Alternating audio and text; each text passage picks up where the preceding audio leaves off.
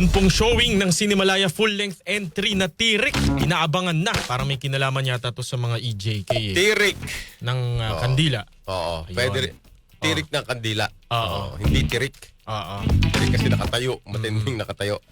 Meron pong yung mga tao sa likod nitong pelikula. Yan. Ay guest natin dito ho sa RMN. Balita mo nga yan, Myra Jane Nasayang. Kaabang-abang ang kwento ng isa sa mga full-length entry ng Cinemalaya 22 na Tirik. Sa interview ng Daisy XL News, nireveal ng direktor ng pelikula na si May Igia Padilla na umabot ng 9 long years ang pagbuo ng konsepto ng Tirik na umiikot sa kwento ng drug war sa Pilipinas. Tirik is a road trip film na tungkol kay, of course, kay si paring Bert, si Rocco Nasino, and si Floyd Tena, si Santos Mira, yung taxi driver. So, pupunta sila isang lamay.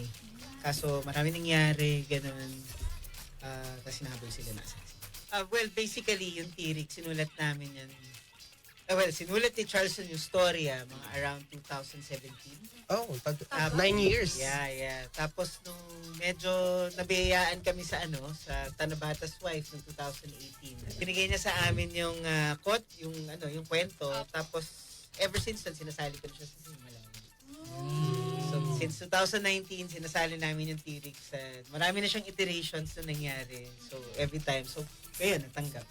Ayon naman sa ilang cast na sina Floyd Tena at Shaifo Nasher, bagamat serious ang plot ng pelikula, kabaliktaran nito ang nangyayari behind the scene. Ito yung production na sabi ko pwede pala magawa ng pelikula na walang sumisigaw, gano'n, na masaya lang sa set kahit ang seryoso nung pelikula namin. Yung mga gano'n. So, we had a really good time and then we had so much time to bond, especially me with Rocco kasi almost the whole time kami yung magkasama.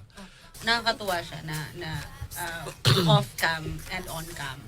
Parang we spend very good, may marami kami experiences together and the conversations are fun.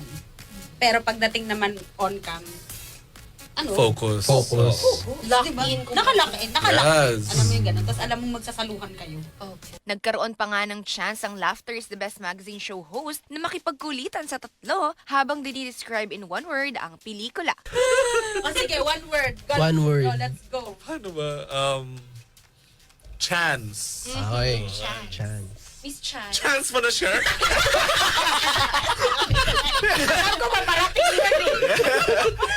Samantala, say naman ni Direk Mai E, bukod sa Cinemalaya, plano rin nilang isali sa International Film Festival ang kanilang pelikula. Yeah. Yes. Abangan. Gusto namin na mapanood siya ng mas marami pang Pilipino at syempre yung mga ibang dayuhan na film. Kasi ito, para kaming dito, masterclass ng classical cinema. Oh. Mapapanood ang Tirik maging ang iba pang Cinemalaya 2022 entry simula ngayong August 6 hanggang 18.